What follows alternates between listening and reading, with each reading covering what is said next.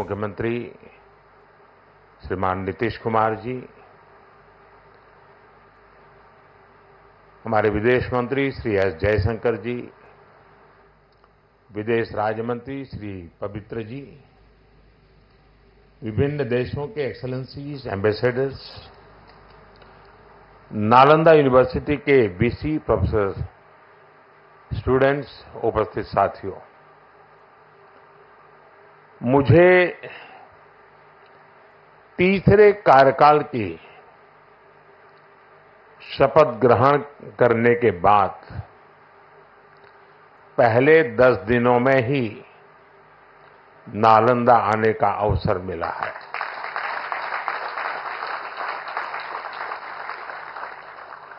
ये मेरा सौभाग्य तो है ही।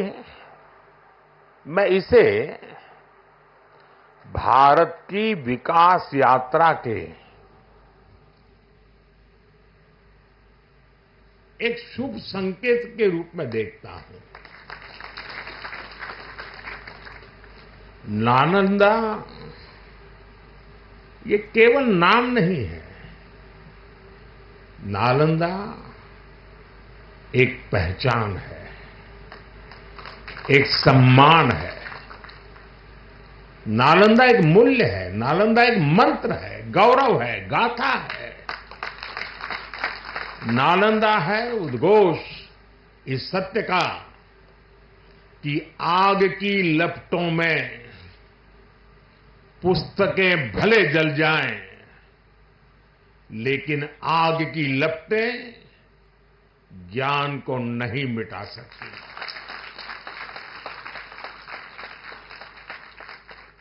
नालंदा के ध्वंस ने भारत को अंधकार से भर दिया था। अब इसकी पुनर्स्थापना भारत के स्वर्णिम युग की शुरुआत करने जा रहा है। साथियों, अपने प्राचीन अवशेषों के समीप नालंदा का नवजागरण, ये नया कैंपस विश्व को भारत के सामर्थ्य का परिचय देगा। नालंदा बताएगा, जो राष्ट्र मजबूत मानवीय मूल्यों पर खड़े होते हैं, वो राष्ट्र इतिहास को पुनर्जीवित करके बेहतर भविष्य की नींव रखना जानते हैं। और साथियों, नालंदा केवल भारत के ही अतीत का पुनर्जागरण नहीं है, इसमें विश्व के, एशिया के कितने ही देशों की विरासत जुड़ी हुई है। एक यूनिवर्सिटी कैंपस के इनॉग्रेशन में इतने देशों का उपस्थित होना, ये अपने आप में अभूतपूर्व है। नालंदा यूनिवर्सिटी के पुनर्निर्माण में हमारे साथी देशों की भागीदारी भी रही है। मैं इस अवसर पर भारत के सभी मित्र देशों का, आप सभी का अभिनंदन करता हूं। मैं बिहार के लोगों को भी बधाई देता हूं। बिहार अपने गौरव को वापस लाने के लिए जिस तरह विकास की राह पर आगे बढ़ रहा है, नालंदा का ये कैंपस उसी की एक प्रेरणा है। साथियों, हम सभी जानते हैं कि नालंदा कभी भारत की परंपरा और पहचान का जीवंत केंद्र हुआ करता था। नालंदा का अर्थ है न अलम ददाति इति नालंदा, अर्थात जहां शिक्षा का ज्ञान के दान का अविरल प्रवाह हो। शिक्षा को लेकर, एजुकेशन को लेकर यही भारत की सोच रही है। शिक्षा सीमाओं से परे है, नफा नुकसान के नजरिए से भी परे है। शिक्षा ही हमें गढ़ती है, विचार देती है और उसे आकार देती है।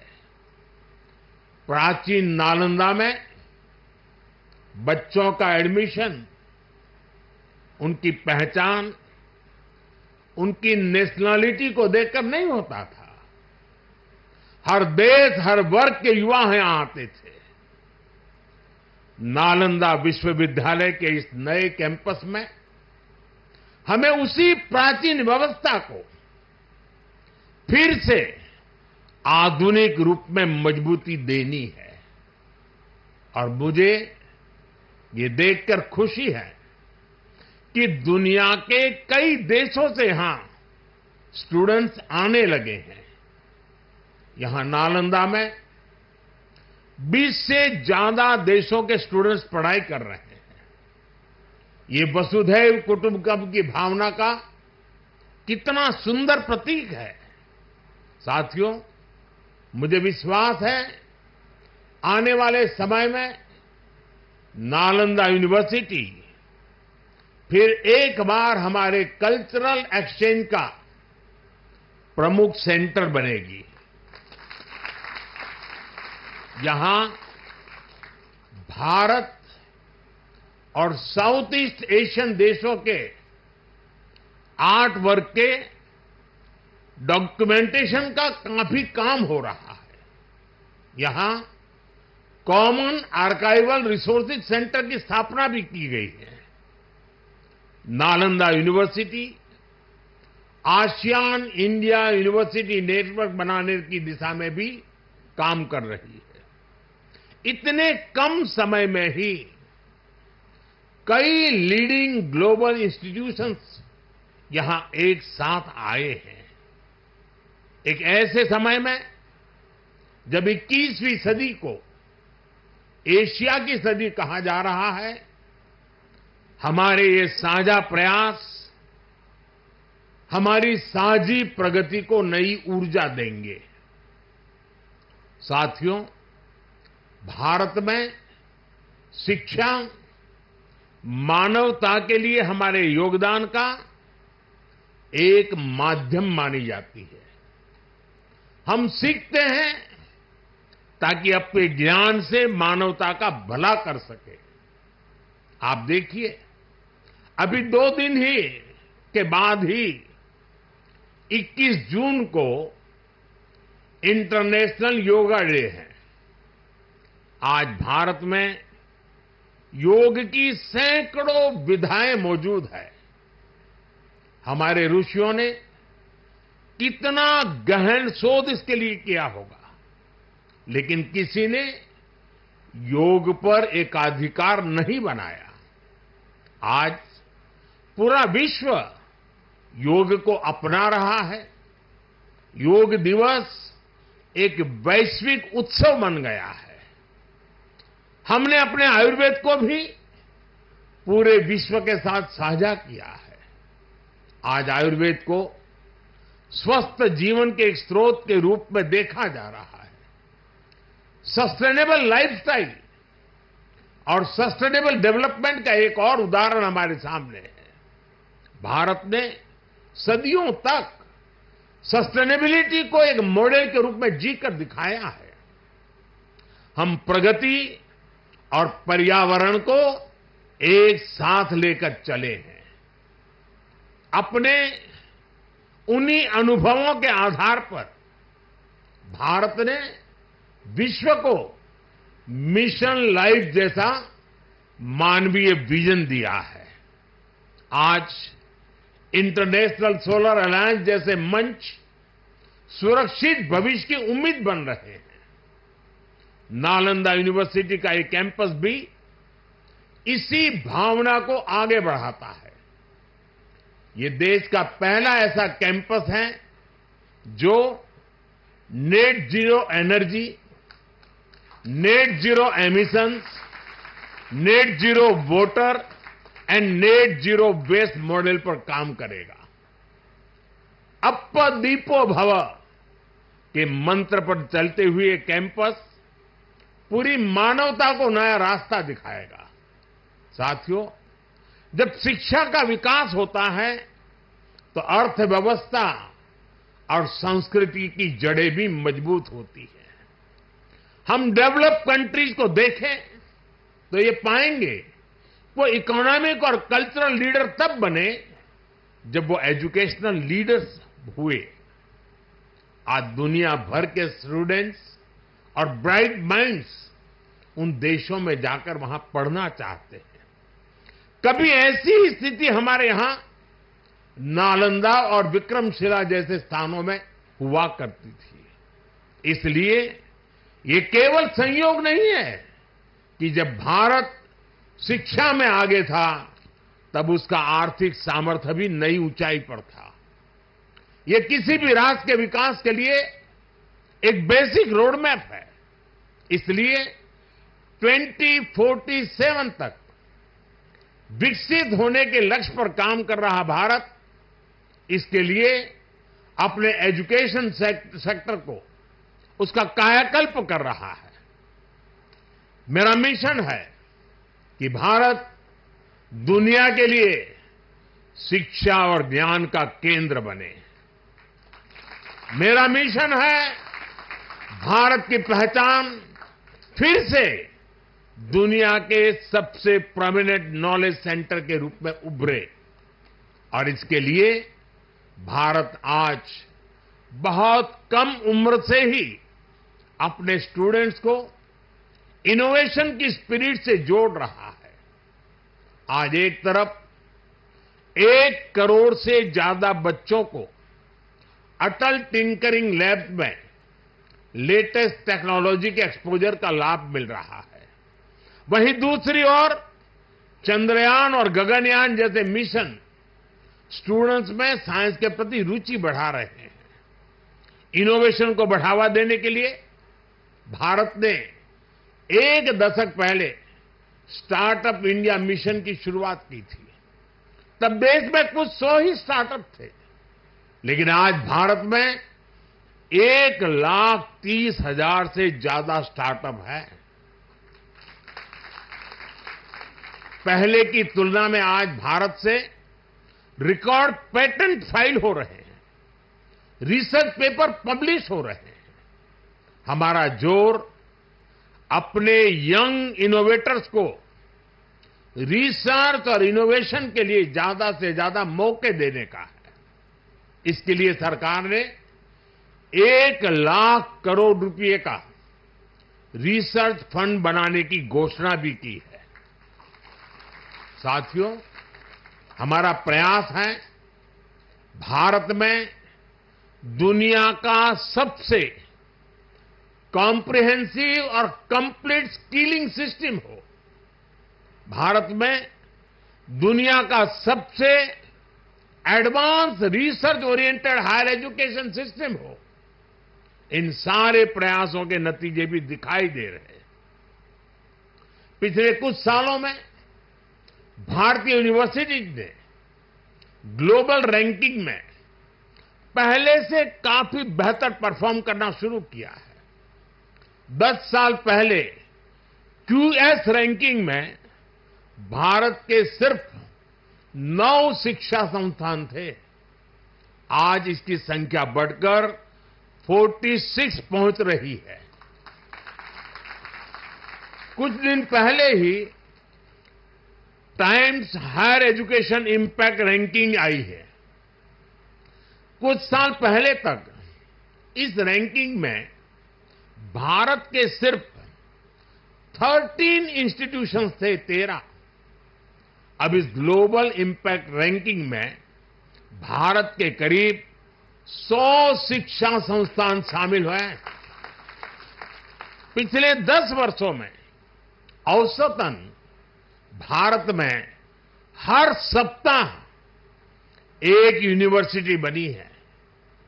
भारत में हर दिन एक नई आईटीआई की स्थापना हुई है। हर तीसरे दिन एक अटल टिंकरिंग लैब खोली गई है। भारत में हर दिन 2 नए कॉलेज बने हैं। आज देश में 23 आईआईटीज हैं। 10 साल पहले 13 आईआईएम्स थे। आज ये संख्या 21 है। 10 साल पहले की तुलना में आज करीब 3 गुना यानी कि 22 एम्स है। 10 साल में मेडिकल कॉलेजों की संख्या भी करीब करीब 2 गुनी हो गई है। आज भारत के एजुकेशन सेक्टर में बड़े रिफॉर्म्स हो रहे हैं। नेशनल एजुकेशन पॉलिसी ने भारत के युवाओं के सपनों को नया विस्तार दिया है। भारत की यूनिवर्सिटीज ने फॉरेन यूनिवर्सिटीज के साथ भी कोलैबोरेट करना शुरू कर दिया है।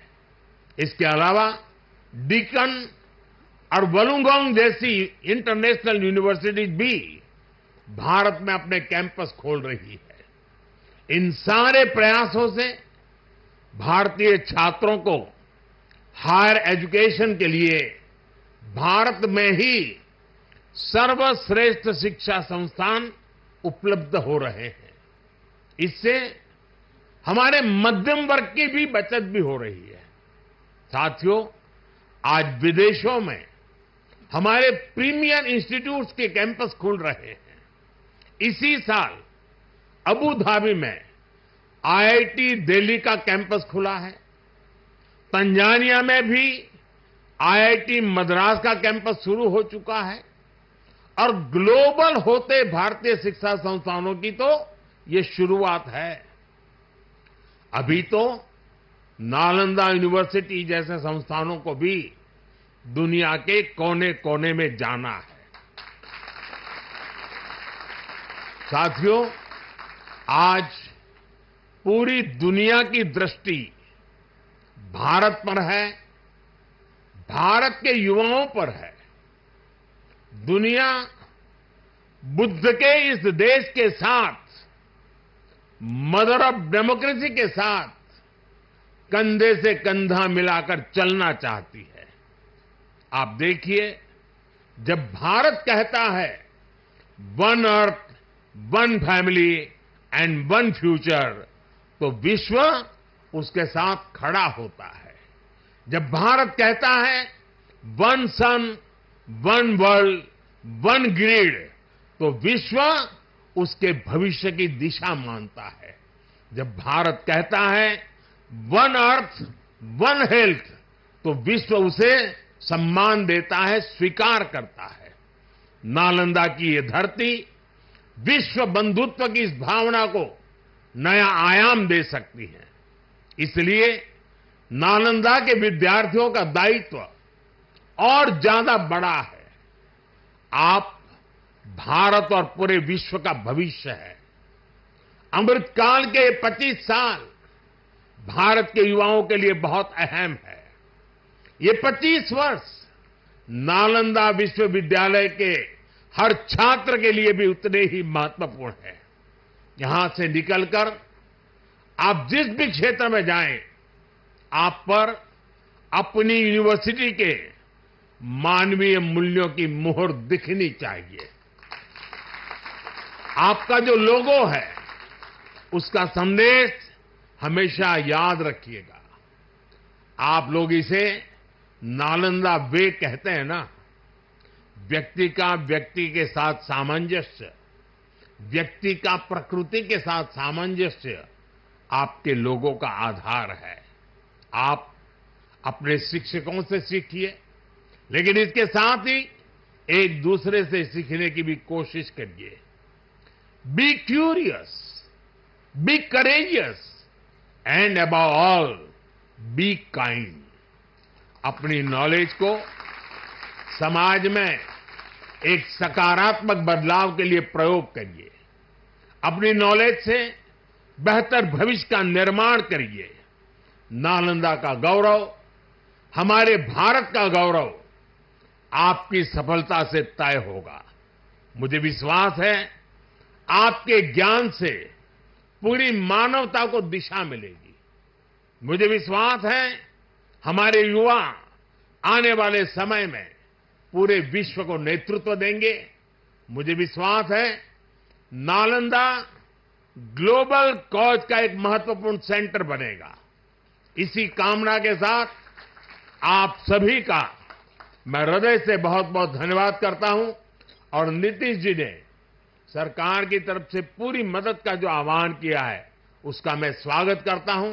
भारत सरकार भी इस विचार यात्रा को जितनी ऊर्जा दे सकता है उसमें कभी भी पीछे नहीं रहेगा। इसी एक भावना के साथ आप सबको बहुत बहुत शुभकामनाएं। धन्यवाद।